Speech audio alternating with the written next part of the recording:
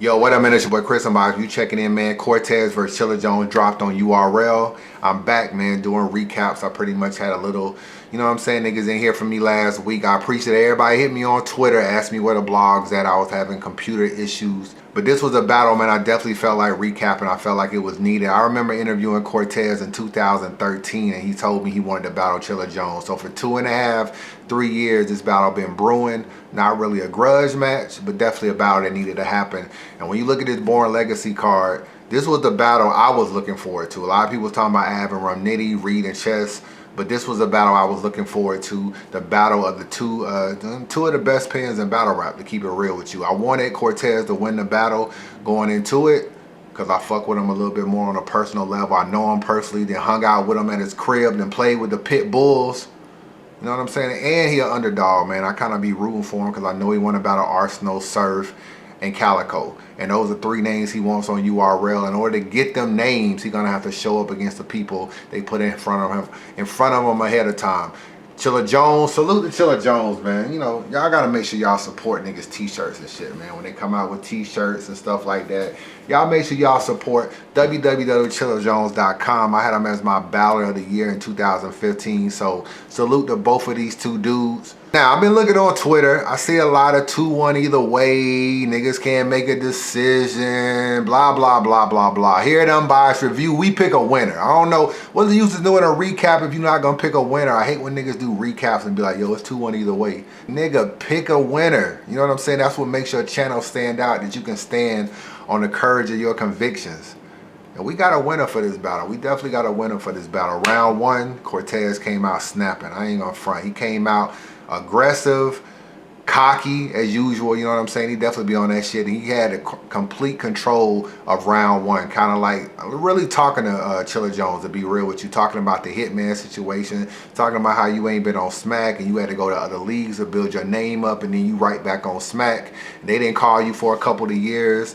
He had one line I really liked from him in the first round was the Kanye West line about putting holes in your clothes. I'm giving you fashion tips. That line was crazy. He also was talking about how Chilla Jones want to be on Gnome in Summer Madness 2, and how he hadn't been on Summer Madness 2, but he brought a suit and a casket because he was reminiscing about Summer Madness 2. I was fucking with that bar. He was talking about writer's block and how he was spitting bars to be Magic over the phone, and 40 was listening, but he was busy putting 40, you know what I'm saying, in the mattress or whatever, talking that drug talk. He was also talking about Russell Wilson and Future bars, and he ended with, I'm getting a check for nothing, I'm a sperm donor. I really like Cortez first round, man. Figure he covered all bases, really talking that shit. That means you're easy money, Chilla.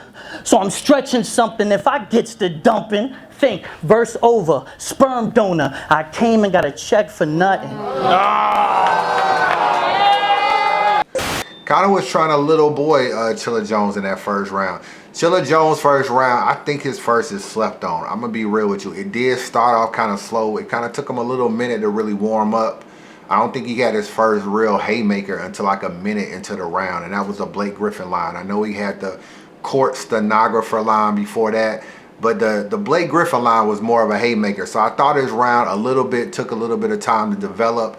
But he had some shit in his first round I felt like was slept on. I know the crowd definitely didn't have no energy in this battle. I know Av and Nitty went before, and niggas was saying they took all the energy out of the room because they were more aggressive and was barking at each other. And then this battle came on next, and it just seemed like motherfuckers really didn't want to rock with this battle like they should. I told you he had the Blake Griffin line. He had the line about the NYB and the crew when he was saying something about stop staring. It was like a car scheme. Stop staring, don't gas, and keep your cruise control. Basically talking about keep your crew NYB under control. The Ruben stutter line was nice. You stuttered back to back and felt like Ruben was on tour.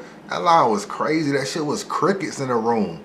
And that line was nice. Get it correct. I am perfection in its human form. Core, I beat math, killed Khan. Now we're moving on core. How you was stumbling in London? New York would have got to booing on core. Nigga stuttered on stage back-to-back nights. Reminded me of Ruben on tour. See, You hating on Cam like the media at the Super Bowl was a pretty decent line. The Born Legacy scheme where he talked about chess, and then he talked about Who else? Mike P. And then he went into the I hit your sister-in-law, talking about Sister-in-law and Law.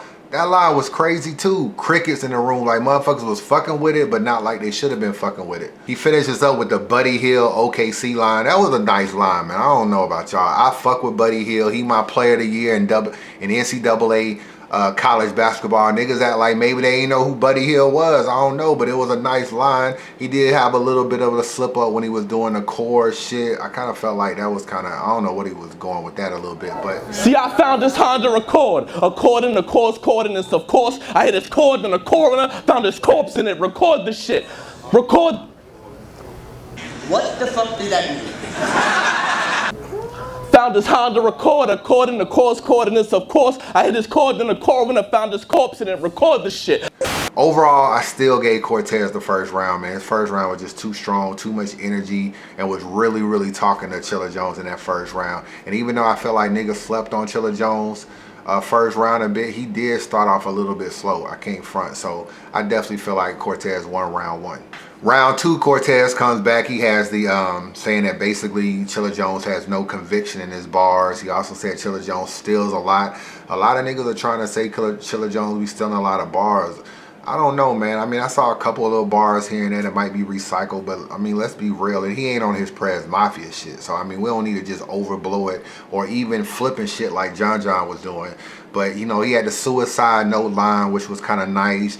Aaron Clips, you would have think, you know, if he wilding out, a lot of people know Clips is on wilding out right now. I really like the Mike Tyson Floyd Mayweather line. I thought that line was crazy, man, where he said something, I got punches like Tyson. I'm different. I went from the jug to being the plug. I couldn't be more direct. That's why I'm seeing those checks. But I don't never forget those nights I was a kilo in debt. And that's why I get so fucking mad when y'all gas and y'all do this boy hyping. Like his team, the only niggas all licensed with Ford sniping, please. The punches today, all Tyson in the ring, but can't read or write like Floyd's fighting. Who walk like this? Huh? That was like a play on words because a lot of people know Mayweather issue is nigga can't read or write, so they say anyway. So, and you got to be able to read or write. That's coming like a right hook. So that was a nice little double play on words. I'm in Boss Town. One knife. I don't see he a threat. Think ISIS. One slice of Benzino his neck.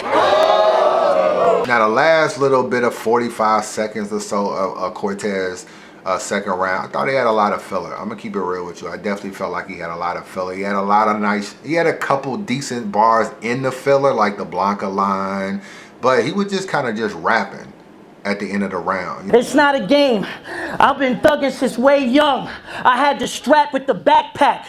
Hold on. It's not a game. I've been thugging since way young. I've been the strap in the backpack. You know it. I came iller, but I am godlike, a legend. I am etched in stone. I took a stance and then I leaped over stepping stones. I mean, I am what? Off my accomplishments, I encompass wit. It only serves court right that I got the fence. And east, west, north, south, you see my compass. But it's beyond consciousness. Light strikes. The most shocking. This is Blanca's skin. I mean, I can touch them all. I see the prey, and I got the scent.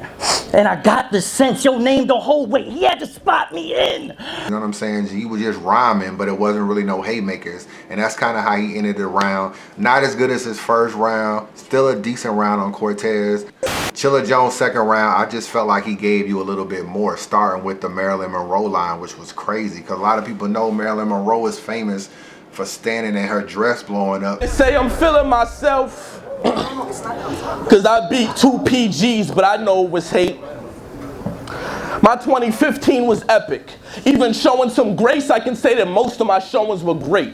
But it's like Marilyn Monroe in a way, because they hate when you address blowing up from winds while standing over the grapes while it's too late for you. Like, that shit was crazy, you know what I'm saying? He had the vulture kind of comments about how you were a bird, you'll be a vulture. If you was, you know, hook up with the Transformer, you could be a Voltron. I thought that was just kind of funny since Cortez has embraced being the vault guy right now. So, you know, I felt like, you know, Chilla Jones is trying to add a little bit more humor to his rounds a little bit more now, so we starting to see that a little bit more. You disrespected Charlie's couch more than Rick James was nice. The Jim shit was crazy because he does have a debatable with Jim's or a loss in a lot of people's eyes. You had a debatable with Jim's? That battle should look really different, but you still look like a clown because you was Barnum and barely winning. See, when you getting...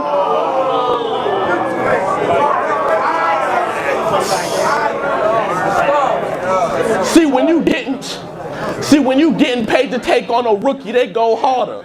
But I would have had Jim's on lock like Coach Carter, Jones smarter.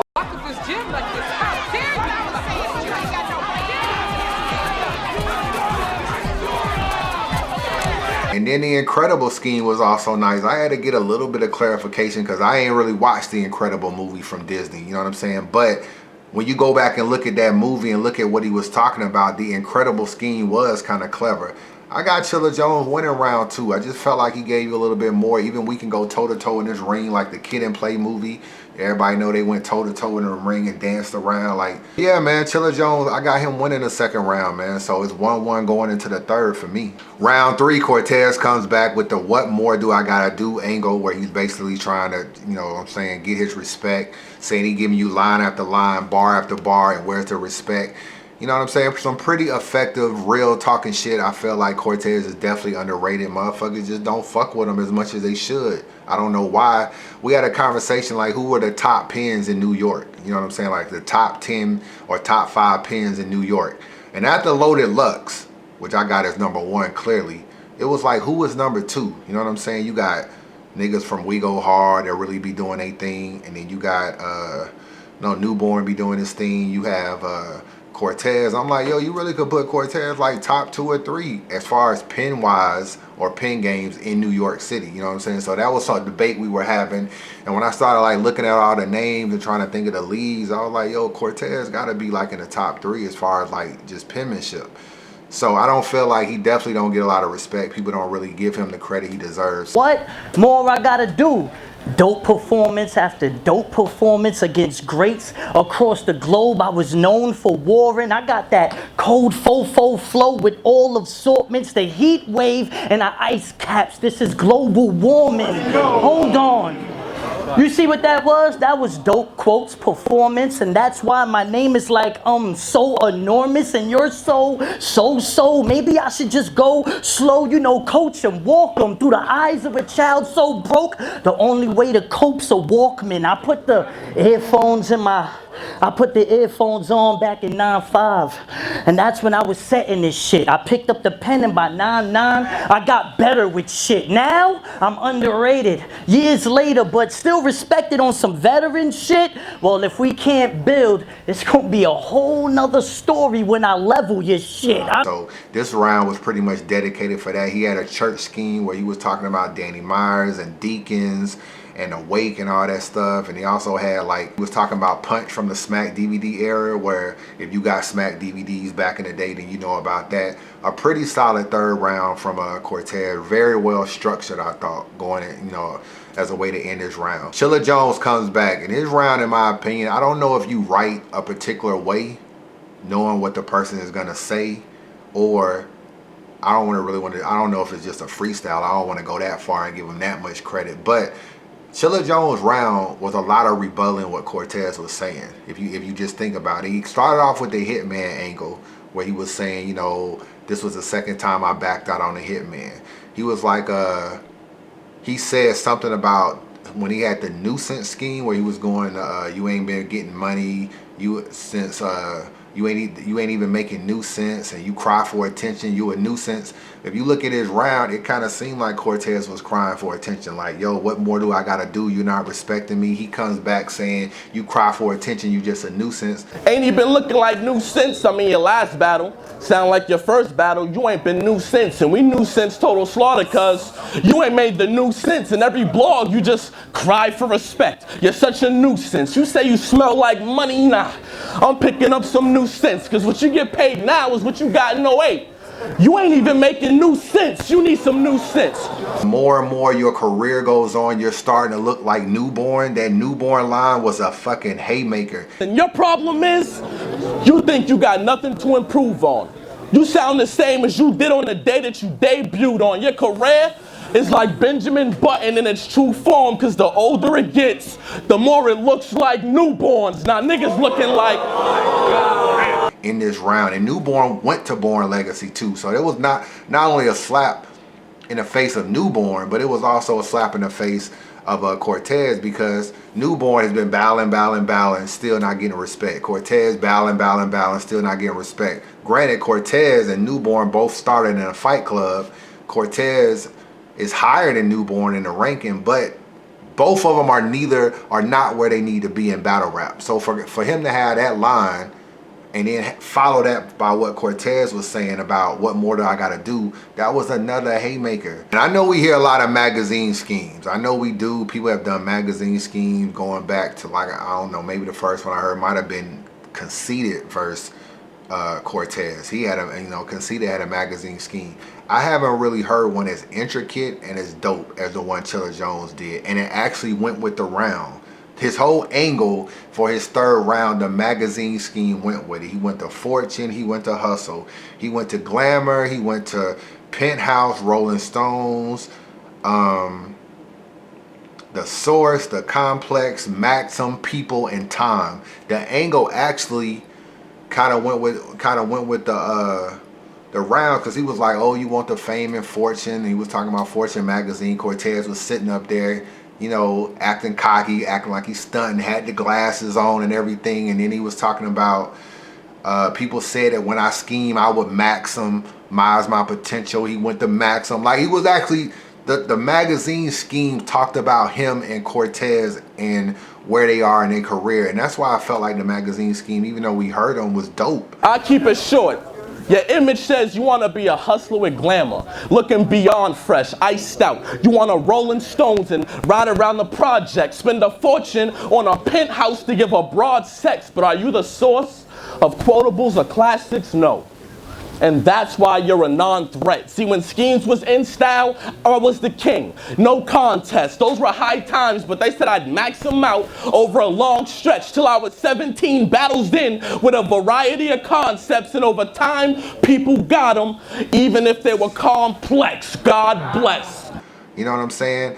So I got Chilla Jones winning the third round. To me, the battle didn't come down to the third round. I see people talking about, oh, you know, Cortez round 1, Chilla Jones round 2, and then round 3 is a toss-up. To me, round 2 is the toss-up, and round 3 is like clearly Chilla Jones, because if you look at his round, he actually rebutted a lot of what Cortez was saying. So I got him winning the third and winning the second. You know what I'm saying? So I got a battle 2-1. And Cortez, you got to stop pulling your phone out too. I know you pulled it out at the end of your first round when Chilla was rapping. You pulled it out again at the end of the second round when Chilla started rapping. People be noticing shit like that. You know what I'm saying? And it just seems like, granted, you didn't stumble, but we live in a day and age where just pulling out your phone and looking at it, it's just a bad look, because everything is caught on camera now. And shout out to DNA and them faces he was making. That shit was just hilarious, dog. You know what I'm saying? That shit was definitely hilarious. The faces he was making at the end of some of these rounds. That nigga has become a new meme now. You know what I'm saying? He is now a new meme on Facebook due to his face. He got the Jazz face, the Steams face, the Gwitty talking, and the DNA face, my nigga. So that's the way I got the battle, man. 2-1 Chilla Jones, man. Unbiased review. I'll let your boy.